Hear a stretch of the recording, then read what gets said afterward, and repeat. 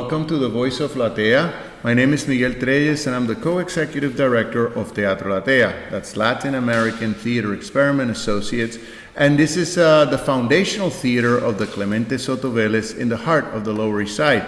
Amongst the multiple platforms that we've been spearheading for the past 2.5 years, one is particularly close to the heart of the theater, and that's our reading series. A lot of theaters in New York and all over the world for that matter have reading series because that's where you actually get the material to do the shows. And it's particularly important for Latin American theater to give voice, to give a space to young playwrights, or not so young, whatever, emerging, whoever they may be, to read their work in a theatrical context, and to sort of get a sense for everything, the sound, the beat, and also the dramatic potential of their work. When we started this, Karim Rivera was in the house. She is no longer with us, but it was a good start. And we had works read from Julissa Contreras, Aminta de Lara, Juan Ramirez, Leonardo Gonzalez, and it was really, really exciting. And shortly thereafter, a new curator joined the team. I asked Stefania Bulbarella to join us and become curator. She is here with us today. Stefania, how do you feel about joining LATEA and about the reading series? So I'm extremely fortunate, happy to have the possibility to curate this reading series. We do this once a month, and as Miguel said, we have the possibility of getting new work shown or shared with our community. It's a great opportunity for the artist, for the dramaturg, for the playwright to keep on developing their work. It's generally a work in progress. Readings might come and it's the first reading. It's the first time they're hearing out loud with a full cast, with a director, and they might choose to use some sound or use some lighting in order to accentuate some moments.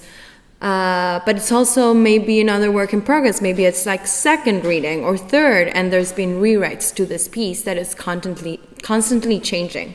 And other than that, we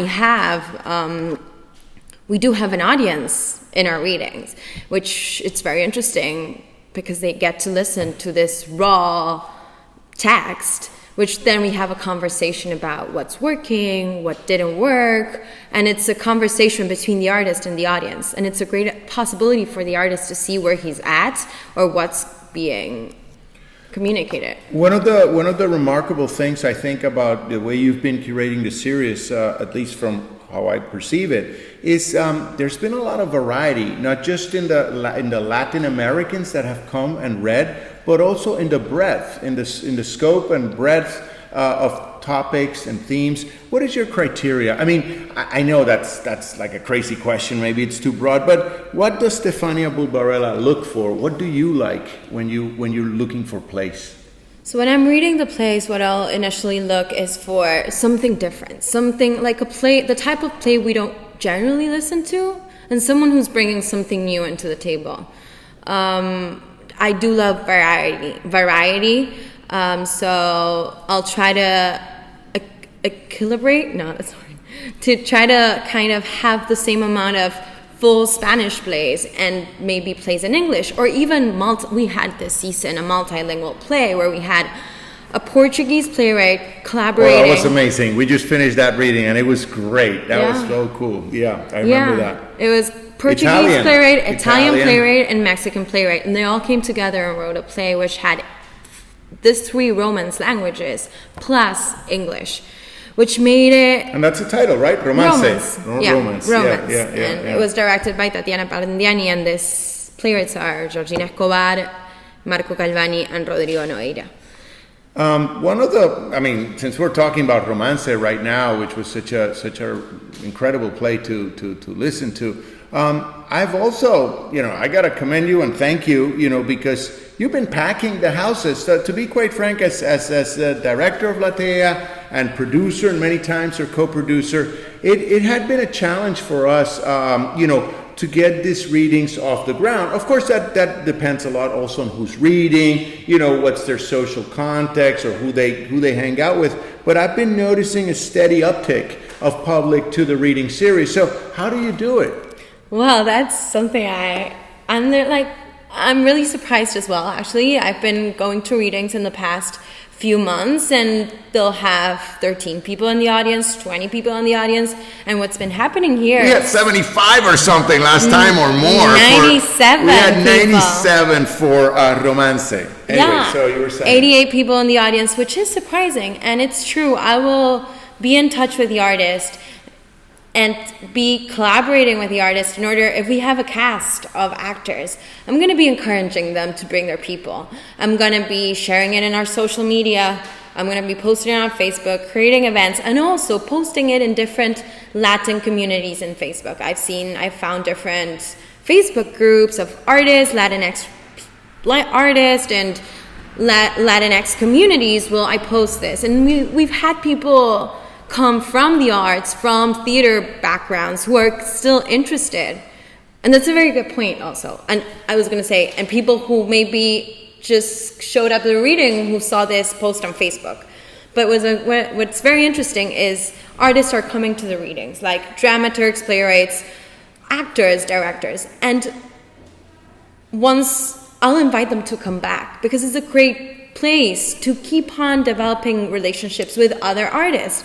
And that's one of how I'm also curating this event. I really have enjoyed that, because I'm seeing that aspect of shop talk, seasoned practitioners and not so seasoned, let's say up and coming practitioners, sort of mingling, because everybody takes over the stage. They have some beer, some wine, they hang out and they talk to each other. And that's really the hub that we're trying to foster here at LATEA. And I know there's also that aspect of the talkback, which I've seen you moderate, very, very intelligently and engagingly. What are some of the challenges? Because, talkback in a lot of these things, talkback can be either really illuminating, or it can be a letdown sometimes. Depends on the people, the talkback, the play. What are some of the challenges of talkback after some of these readings? What have been some of the challenges? Well, we give the artist the option to have a talkback or not. We had an artist that didn't want to do a talkback, and that was okay. It's their process. But I've seen artists want to listen what the audience is thinking about. They might not be on their side. Their opinion might be like, this doesn't matter to me. But then there are different things about that moment specifically when you talked about this, it made me relate to this, and it makes the artist think in different things that maybe he was not aware of and what he's bringing into the table. So it is hard because we want to protect the artist and we don't want to make the artist feel uncomfortable, but I do believe the artist will choose what to focus on, and there's this conversation about the artist and the audience, about this back and forth, about what they are just giving them. They're just opening themselves, sharing their arts, and what's coming back. What about you yourself? I mean, you're a theater director, right? If I'm not mistaken. What are your own projects? What are you working? I mean, I'm sure this is a small part, even though I'm sure it consumes a lot of time of your portfolio and your endeavors. What are you working on, or what are you working towards right now? So yes, I'm a theater director and projection designer. Now I'm starting to devise a theater piece with 3 Argentine actresses, and based on the idea of apocalypse. Wow. Yes, but then it's Juan in Patmos. I'm a freelancer, so I'll do a lot of assistant directing. I'll work as a stage manager. I'm a theater maker. So. And yes. What about coming up? What is there? Can you give us a little preview of anyone you've chosen thus far for the next season? I know you're taking a break, a much-deserved break this August, and what's coming next? Or you don't want to say? No. So I'm actually in the process of curating our next season. We're going to have four artists. I'm trying to bring some music to the scene, so we'll probably have a reading of a musical. which is really interesting. And then, no, I still have some people who come to the readings I met in the readings maybe told me they were playwrights. They had some work they wanted to share to me. So I'm accepting that and inviting other people who I've seen their work and I'm interested in what they're doing and creating. So I'm still reading different plays. I haven't done the selection, but we'll have the next slate? lineup beginning of July. So that means that you'll do away with my toner, come September, you'll take over the photocopier again. All right, well, I think I can live with that. Thank you very much, Stefania, and I'm looking forward to the series.